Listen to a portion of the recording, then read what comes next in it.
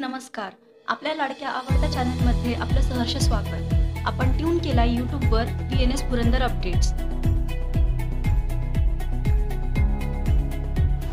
नमस्कार. आपली लढाई कोरोनाची या विशेष सत्रामध्ये आपलं पुन्हा एकदा स्वागत आहे. आणि आज आपण एक नवीन व्यक्ती, नवीन संकल्पना घेऊन एका नवीन शाळामध्ये नवीन मुख्याध्यापकांसमोर आपण एक आलेलो आहोत. तर आज आपली जी व्हिजिट आहे, आज आपली जी भेट आहे ती स्वामी विवेकानंद शिक्षण संस्था कोल्हापूर संचलित श्री कातोबा हायस्कूल दिवे, सासवड तालुका पुरंदर या ठिकाणी आपण आलेलो आहोत. आणि आज आपण भेटणार आहोत इथले जे मुख्याध्यापक आहेत माननीय श्री गुलाबराव बोराटे सर. बोराटे सर नमस्कार. नमस्कार. तर सगळ्यात प्रथम एक प्रश्नमंजुषेला सुरुवात करण्यापूर्वी मला तुम्हाला असं विचारायचं की तुम्हाला हा जो शासनाचा जो GR आहे तो तुम्हाला प्राप्त झालाय ना? हा, प्राप्त झालेला आहे. मग साधारणपणे स्वामी विवेकानंद शिक्षण संस्थेचा म्हणजे संस्थेचं आणि पर्यायाने तुम्ही एक जबाबदार पदाधिकारी आहात या संस्थेचे, तर मग तुमचं एक वैयक्तिक मत काय या GR संदर्भात? शासनाने जो GR दिलेला आहे 15 जून 2020चा, की त्या GR मध्ये असं म्हटलेलं आहे की शैक्षणिक वर्ष हे 15 जून पासून सुरू होत आहे. परंतु कोविडचं हे जे वाढतं प्रमाण आहे त्या वाढत्या प्रमाणाचा थोडासा सारासार विचार करून लॉकडाऊन हा वाढतच गेला. परंतु लॉकडाऊन वाढत गेल्यामुळं शाळा बंद राहिल्या. परंतु शाळा बंद राहिल्या म्हणून मुलांचं नुकसान होता कामा नये, शैक्षणिक नुकसान होता कामा नये.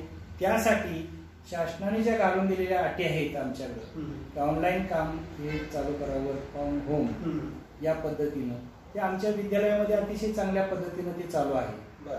झूम ॲपचा वापर आम्ही करतो, G क्लास ॲपचा वापर करतो. त्याचबरोबर संस्थेनं नवनीतच्या माध्यमातून जो टॉप स्कोरर हा ॲप विद्यार्थ्यांना अगदी फ्री ऑफ मध्ये दिलेला आहे. कुठल्याही प्रकारचा चार्जेस त्याच्यावर लावलेला नाही, ते विद्यार्थ्यापर्यंत आम्ही पोहोचलेलं आहे. आमचे शिक्षक अतिशय चांगल्या पद्धतीनं त्या ॲपचा वापर करून विद्यार्थ्यापर्यंत जे बंद असणारं शिक्षण ऑनलाईनच्या माध्यमातून चालू आहे. अतिशय रिस्पॉन्स मुलांचा चांगला मिळतो आहे, पालकांचा रिस्पॉन्स चांगला मिळताना दिसतो आहे. निश्चितच. सर आणखीन एक पुढे छोटा आणखीन एक प्रश्न आहे महत्वाचा, की आता हा जो शासनाने एक 14 कलमी कार्यक्रम आपण याला म्हणूयात, त्याच्यामध्ये अनेक सारी अशी कलमं दिलेली आहेत शासनाने की अशा प्रकारचा उपयोग करा, अशा प्रकारे कशा प्रकारे कोरोना संक्रमण रोखून आपण शाळा सुरू करूयात किंवा काय, अनेक असे निर्बंध घातलेत किंवा अटी शर्ती कंडिशन्स अशा टाकल्यात. त्यामधली एक महत्वाची अट आणि महत्वाची कंडिशन अशी आहे की पालकांचं ना हरकत प्रमाणपत्र. तर पालकांचं ना हरकत प्रमाणपत्र हा जो काही कलम आहे, तर या संदर्भात तुमची काय प्रतिक्रिया आहे आणि म्हणजे याच्यामध्ये पालकांची प्रतिक्रिया तुमच्यापर्यंत काय आलेली आहे? अतिशय चांगला प्रश्न आहे. कारण पालकाचं सहमती पत्र हे शासनानं घालून दिलेली एक महत्वाची अट आहे. कारण पालकांना असं वाटू नये की मुलगा शाळेत पाठवला म्हणजे संपला, पण पाठवताना सहमती पालकाची देखील असणं गरजेचं आहे. शिक्षक तितकीच जबाबदारी घेणार आहे. जसं मुख्याध्यापक शिक्षक शाळेच्या माध्यमातून विद्यार्थ्यांची जशी काळजी घेतील, तशीच पालकांना संमती पत्र देऊन या आमचा जो उपक्रम आहे किंवा शाळेची जी शासनाचा जो GR आहे त्या GRच्या माध्यमातून शाळा भरवणे हा 23 नोव्हेंबर पासून जो शासनाचा GR आपल्याला आला त्यापासून शाळा भरवण्याचं काम आम्ही सुरू केलेलं आहे.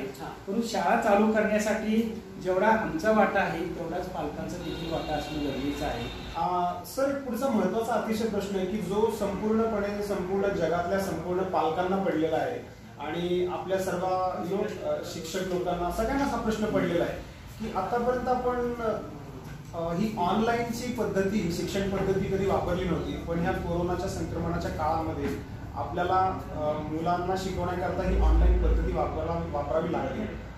तर तुम्हाला काय वाटतं सर की अशा पद्धतीने जे आपण शिक्षण देतोय तर त्यांनी मुलांची गुणवत्ता ढासळण्याची वगैरे भीती आहे का? निश्चित आहे, मुलांची गुणवत्ता ही निश्चितच ढासळणार आहे. कारण संपूर्ण जगाचा हा प्रश्न निर्माण झालेला आहे. आज आपण जर आपल्या शाळेपुरता आपण विचार केला तर असा आपल्या समोर येतो आहे की समजा वर्गामध्ये 50 मुलं आहेत, पण 50 मुलांना आपण झूम ॲपच्या माध्यमातून कनेक्टिव्हिटी दिली, लिंक दिली तर किती मुलं आपल्याला जॉईन होतील. ते आमच्या शाळेमध्ये जर आम्ही पाहिलं तरी 60% मुलं की अँड्रॉइड मोबाईल असणारी पालक त्यांचे आहेत आणि 60% मुलं आमच्या प्रकल्पाला जॉईन आहेत, म्हणजे ऑनलाईन झूम ॲपला जॉईन होत आहेत. बाकीचे 40% मुलांचं काय हा प्रश्न आहे. म्हणजे 60% मुलांनी जर ऑनलाईन शिक्षण घेतलं तर 40% मुलांचं तसा लॉसच आहे. परंतु अशा ऑनलाईन सिस्टीम माध्यमातून मुलांना एकत्र किंवा घरात बसून अभ्यासाला सवय लावण्यासाठी त्याचा आम्ही ऑनलाईनचा निश्चितपणे फायदा होईल, नाही असं नाही. पण 100% शिक्षण प्रक्रिया सक्सेस होईल याची गॅरंटी. म्हणजे तुमचं मत आपण असं धरूयात का की ऑनलाईन शिक्षण पद्धतीमुळे मुलांची गुणवत्ता मानावी तितकी अशी वाढत नाही की ढासळण्याची नक्कीच भीती आहे? निश्चित. तर बोराडे सरांनी आपल्याला छान पद्धतीने अशी दिलखुलास उत्तर दिलेली. ह्या सगळ्या सिच्युएशन मध्ये तुमच्या विद्यार्थ्यांच्या पालकांना आणि पर्यायाने आपल्या दर्शकांना काय आवाहन कराल? आव्हान असं करेन की ज्या ती देशाचे प्रमुख पंतप्रधान नरेंद्र मोदी साहेब सिरमला उद्या 28ला भेट देत आहेत, याचा अर्थ सिरम इन्स्टिट्यूटनं तयार केलेली जी लस आहे ती निश्चितपणे सक्सेस झालेली आहे असं मला वाटतं. आणि त्या लस सक्सेस झाल्यामुळं विद्यार्थ्यांनी किंवा पालकांनी जास्ती घेऊ नये, कारण काही दिवसातच ती लस आपल्यापर्यंत पोहोचण्याची शक्यता निश्चितपणे नरेंद्र मोदी साहेब येत आहेत त्याच्यावरून आपल्याला लक्षात येत आहे. त्यामुळे भीती बाळगण्याची काही कारण नाही. तर हे होते गुलाबराव बोराटे सर, कातोबा हायस्कूलचे मुख्याध्यापक.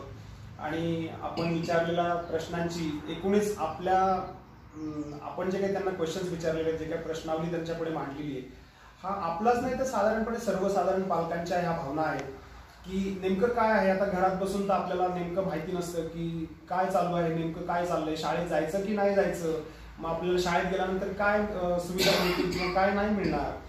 पण ही भीती आपण ग्राउंड झिरो लेवलला आपण ही न्यूज तुमच्यापर्यंत पोहोचवत आहोत की असं घाबरण्याचं म्हणजे भीतीचं बिलकुल कारण नाहीये. शाळेने खूप छान पद्धतीने उत्तम अशा उपाययोजना इथे केलेल्या दिसतात आपल्याला. आणि या चर्चेमध्ये सहभागी झाल्याबद्दल मी बोराडे सर यांचं हार्दिक आभार मानतो. नमस्कार. तर आपल्याबरोबर अजूनही काही शिक्षक इथे आहेत. तर सुजाता काळभोर मॅडम आपल्याकडे आहेत. तर काळभोर मॅडमशी आपण बोलूयात. काळभोर मॅडम नमस्कार. सगळ्यात पहिला एक छोटासा प्रश्न तुम्हाला की साधारणपणे कोरोनाचं हे संक्रमण, या महामारीचं संक्रमण रोखण्यासाठी आपण आपल्या शाळेमध्ये काय काय उपाययोजना केल्या तर आपल्या दर्शकांना सांगाल? विद्यार्थ्यांना आधीच सूचना त्यांना दिलेल्या आहेत. प्रत्येकाने येताना मास्क आणायचे, त्यानंतर सॅनिटायझर बॉटल विद्यार्थ्यांकडे असावी, सोशल डिस्टन्सिंग पाळायचं, कारण खूप दिवसांनी विद्यार्थी शाळेत येत आहेत. आणि त्यामुळे कसं की विद्यार्थ्यांना त्या सूचनाही दिलेल्या आहेत की आल्यानंतर मित्रमैत्रिणींना लगेचच भेटायचं नाही, लांब अंतर ठेवूनच राहायचं. आणि त्यासाठी शिक्षक स्टाफ लवकर येतो आणि तो त्या विद्यार्थ्यांवरती लक्ष ठेवतो की जेणेकरून विद्यार्थी एकमेकाशी गप्पा मारणार नाहीत. त्यानंतर शाळेमध्ये आम्ही मार्किंग केलेले, आल्या आल्या विद्यार्थ्याला सॅनिटायझर, त्याचं जरी त्यांनी आणलं असेल घरून तरी शाळेत आल्या आल्या त्याला सॅनिटायझर दिलं जातं, मास्क आहे का, त्यानंतर पालकाचं संमतीपत्र आहे का, हेही तपासून आम्ही त्याला प्रवेश देतो. त्यानंतर वर्गामध्ये देखील त्यांची बैठक व्यवस्था, त्यांची प्रत्येक बेंचवरती एक विद्यार्थी बसेल अशा पद्धतीनं आम्ही त्यांची रचना केलेली आहे. आणि एकाधिक विद्यार्थी आम्ही त्याच्यामध्ये बसवलेले आहेत की जेणेकरून त्या विद्यार्थ्यांना कुठल्याही प्रकारे त्यांचं म्हणजे सोशल डिस्टन्सिंग त्यांचं पाळलं जाईल अशा पद्धतीने आम्ही त्यांची रचना केलेली आहे. आपण साळुंके मॅडमकडे घेऊयात. साळुंके मॅडम, आम्हाला सांगा की आपल्या दर्शकांना जाणून घ्यायला हे उत्सुक आहे की आता विद्यार्थी शाळेमध्ये येणार आहेत, शाळेची घंटा पुन्हा वाजणार आहे, तर मग आता तुम्ही नेमक्या काय काय उपाययोजना केलेल्या आहेत विद्यार्थ्यांचं स्वागत किंवा त्यांना कोरोना संक्रमणापासून वाचवण्यासाठी तुम्ही कशा उपाययोजना केल्या? शाळेची घंटा ऑलरेडी वाजली, तर त्याच्या आधी घंटा वाजण्याच्या आधी आम्ही विद्यार्थ्यांच्या काळजीपोटी पहिल्यांदा आम्ही रोटरी खडक सर, त्याचे प्रेसिडेंट जे आहेत विजय मुलं आणि बोर्ड मेंबर जे आहेत त्यांना भेटलो आम्ही सगळेजण.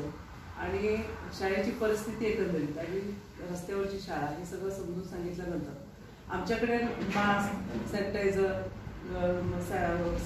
मशीन किंवा तुम्ही वर्ग खोल्या ज्या हे करणार तुम्ही सॅनिटाईज करणार त्यासाठी ती मशीन हे काहीच आमच्याकडे नव्हतं आणि त्याचा निधी सुद्धा आमच्याकडे नाही. मग आम्ही सगळ्या आमच्या व्यथा रोटरी क्लब ऑफ हडपसरला मांडल्या तिथे जाऊन बीओडी मेंबरशिप. मग त्यांनी एकाच दिवसात मीटिंग घेऊन बोर्ड मेंबरची मीटिंग घेऊन जवळजवळ 50,000चं साहित्य, मग त्यामध्ये मास्क असेल, मशीन्स असतील 2 प्रकारच्या, सॅनिटायझर आहे, ऑक्सिमीटर आहे, थर्मामीटर आहे, हे सगळं रोटरी क्लब ऑफ हडपसरने आम्हाला देणगी स्वरूपात दिली. ठीक आहे, धन्यवाद. आपला जो हा विशेष उपक्रम आहे, विशेष आपला जो कार्यक्रम आहे लढाई कोरोनाची, या सत्रामध्ये आज आपण बोराटे सरांना भेटलो आणि त्यांनी छान अशा पद्धतीने उपाययोजना सांगितल्या आपल्याला. आणि शासनाने जो काही हा GR प्रसिद्ध केलेला आहे आणि शाळा सुरू करण्याबाबत जी मान्यता दिलेली आहे त्या सत्राचं, त्या नियमाचं किंवा त्या GRचं स्वागत असं यांच्याकडनं आपल्याला होताना दिसतंय. तर बोराटे सर या कार्यक्रमामध्ये सहभागी झाल्याबद्दल आपलं धन्यवाद.